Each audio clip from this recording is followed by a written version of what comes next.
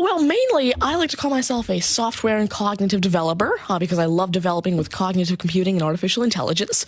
I am an algorithmist. I love working with, designing, and implementing algorithms. I'm a keynote and TEDx speaker. I'm an author. I've written a book, and I'm working on another one about IBM Watson. And, of course, I'm also an IBM champion for cloud and honorary IBM cloud advisor. Oh, where did Hang I on go a second. wrong? Someone just get me a flannel countdown. Do you go to school? Well, I'm currently homeschooled in grade 8, going to grade 9 now. Wow. Okay, so you're bright. Artificial intelligence, it's taking over the world. Is that fair to say?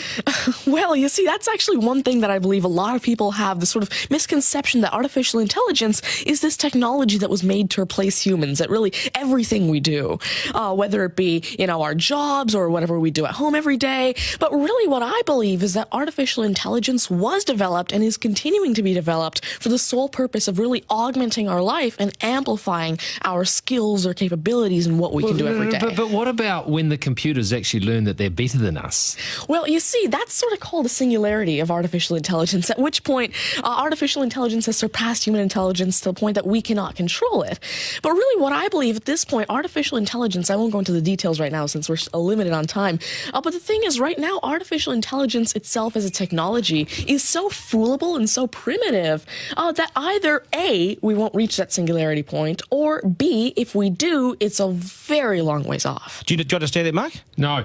I couldn't. I wanted to take notes for the exam at the end of this. You lost him in the first sentence. Could I perhaps offer you a golf ball? There you go. Thank you very much. You do this YouTube channel, which you teach people. What is that all about, and who is your target audience? Yeah, sure. Now, I actually have a YouTube channel called Tanmay Teaches that I've been running for around 6 years now, and it has over 144 videos and now 22,000 subscribers. And so on it, I love to teach about computing, really programming, these algorithms that I develop, machine learning especially, math, science, and especially technologies like IBM Watson. Because, of course, I like to share my knowledge because I realize that there's this lack of resources for people to learn about technologies like AI, which is why I absolutely love sharing my knowledge through, of course, these YouTube videos, the books that I'm authoring, the keynotes that I have, and really Watson comes in here in such a great way because Watson allows me... What's Watson? Sure. Mark thinks he's a golfer, but what is Watson? Now, IBM Watson is essentially a cognitive system that allows developers to incorporate cognitive and machine learning into their applications without having to code in the actual intelligence. And what this means is that, of course, right now, really one of the main reasons developers aren't incorporating more machine learning into their apps is because it's so hard to do. It's really difficult to incorporate intelligence because... Has the I'm going to take this somewhere else, this interview. Has the Homeschooling Association of the World got hold of you as the front person? Well, there is actually a Homeschooling Legal Defense Association, I believe, HSLDA, in Canada, and I actually had a keynote for them last year in Niagara Falls. You're the poster boy for homeschooling, aren't you? Well, I did have a keynote for them, and I talked a lot about the advantages of homeschooling and why it's great for kids who want to go into different and really targeted subjects. Okay, I want to get right down to business now. When did you realise you were bright and smart, and smarter than most?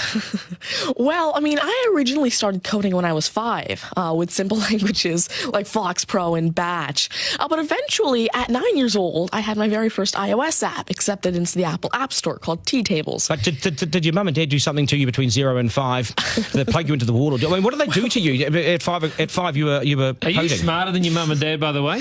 Already? Well, I have... my dad used to work as a computer programmer, but he used to work with, simple, regular programming languages like Fox Pro, Batch, a little bit of C, etc. But you see, now I'm really interested in artificial intelligence and how it can actually be implemented on all these different platforms. You'd be a nightmare to teach. You'd be an absolute nightmare to teach, wouldn't you? Because you'll be smarter than the lecturers. You would I never even want to get in an argument with you, ever. But I would like to see you on a quiz show because I think you would nail that. Well, you see, there is one thing that I've been working on, and it's essentially an app called Ask Tanmay, an NLQA system. And so essentially, it's a system that can take your natural language questions and answer them for you using Watson and artificial intelligence. And actually, the original reason why I made Ask Tanmay, there's an Indian version of the Who Wants to Be a Millionaire show called KBC, which I originally wanted Ask Tanmay to play. So that actually ties in quite a bit with what I wanted to do. It's nice to see you. Do you get because you're homeschooling, you wouldn't go to school dances and things like that, would you? School socials and things? Do you get well, I actually used to be regularly schooled until grade 6. Right. Then I became homeschooled, and so of course I still do have my This is friends still from a school. victory for public schools. Take that golf ball Yep. and bring it back to me when you've actually worked out a way in which it'll always go straight. Because I think you could do it. Technically, using a genetic algorithm or something. I knew there'd be an answer. Hey, it's brilliant to meet you. You're a complete inspiration. Thank you. And I hope my son was watching, a 7-year-old son. Message to Buster Garner, you got work to do, mate. Do your homework, and we got to sharpen things up. Nice to see you. Thank you very All much. the very best. Thank You're you. amazing. Thank you.